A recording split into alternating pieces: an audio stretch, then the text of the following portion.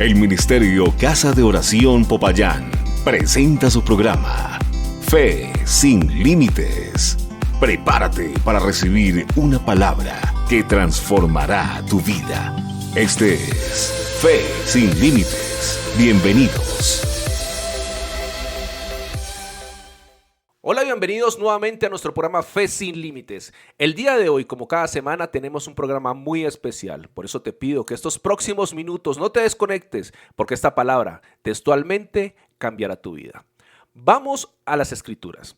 El libro de Mateo capítulo 6 versículo 33 dice: Mas buscad primeramente el reino de Dios y su justicia, y todas estas cosas os serán añadidas.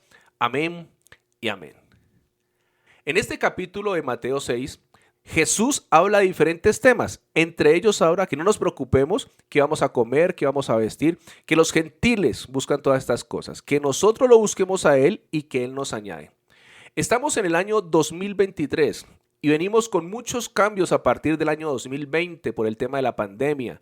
Después la guerra entre Ucrania y Rusia, el gobierno actual, y todo eso ha creado unas condiciones óptimas para una crisis que se avecina. Una crisis que ya se empieza a notar el incremento de precios en sus combustibles, incremento de insumos. Usted va a la tienda y todo está mucho más caro. El aumento del salario mínimo no compensa la inflación. Y entonces se empieza a ver como una crisis económica. La gente ya deja de consumir ciertos alimentos porque están muy costosos. Y ya la gente tiene que volverse un artista en hacer rendir el dinero.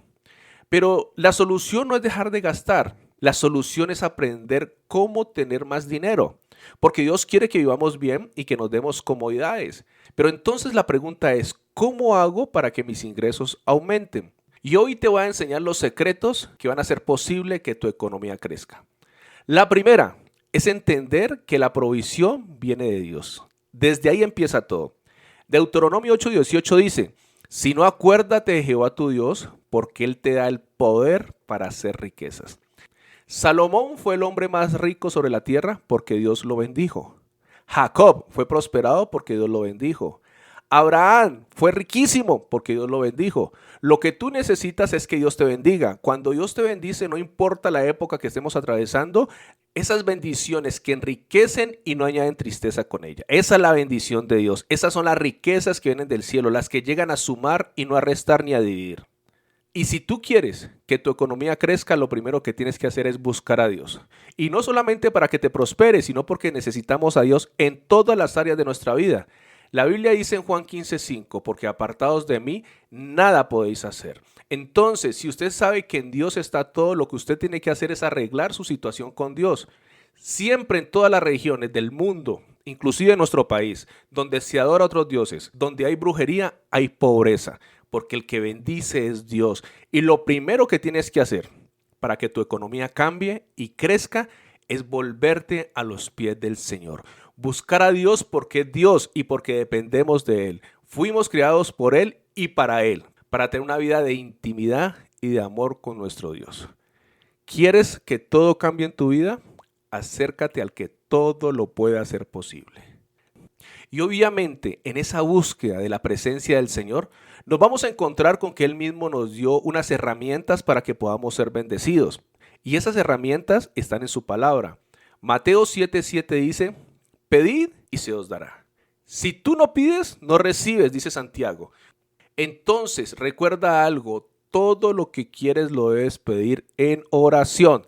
Entonces, si tú eres una persona que no ora, una persona que no bendice su negocio, una persona que no busca a Dios primero, pues las cosas no van a fluir de la mejor manera. Empieza a pedirle al Señor lo que quieres. Es tan sencillo que a veces la gente le cuesta creer que con el solo pedir ya vamos a empezar a ver resultados. Pero no es lo único que tenemos que hacer, porque Dios lo complementó con otra palabra que dice Lucas 6:38, da y se os dará. El Señor colocó dos principios para obedecer, para que traigan abundancia a tu casa. La primera es pedir y la segunda es dar. Muchas personas quieren cosechar, pero no quieren sembrar. Quieren recibir, pero no quieren dar. Y delante de Dios esto así no funciona. Dios colocó principios para que todo aquel que los crea y los viva tenga abundancia en su casa.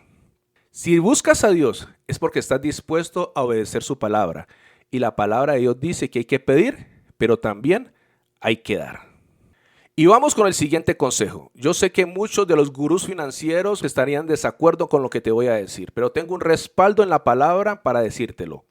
No ahorres, invierte. Muchas personas dicen que hay que ahorrar porque dicen que en el tiempo de vacas gordas hay que ahorrar para el tiempo de vacas flacas, obviamente haciendo referencia a esa historia bíblica. Lo que no caen en cuenta es que los que ahorraron no fueron el pueblo de Dios, los que ahorraron fueron los egipcios. Cuando el pueblo de Israel salió de Egipto, era un pueblo pobre, pero Moisés los mandó a que le pidieran las alhajas, las joyas y todo lo de valor que tenía el pueblo egipcio. Ellos fueron y dice que Dios puso gracia y favor y la gente le entregaron sus riquezas y cuando ellos salieron de la esclavitud, salieron enriquecidos. ¿Ellos trabajaron eso? No. Ahora, cuando el pueblo pasó por el desierto, llegó a una tierra, la tierra prometida, donde encontraron cultivos, cosechas listas para ellos. ¿Las trabajaron? No, Dios las tenía preparadas para ellos. Y yo quiero que escuches atentamente lo que te voy a leer.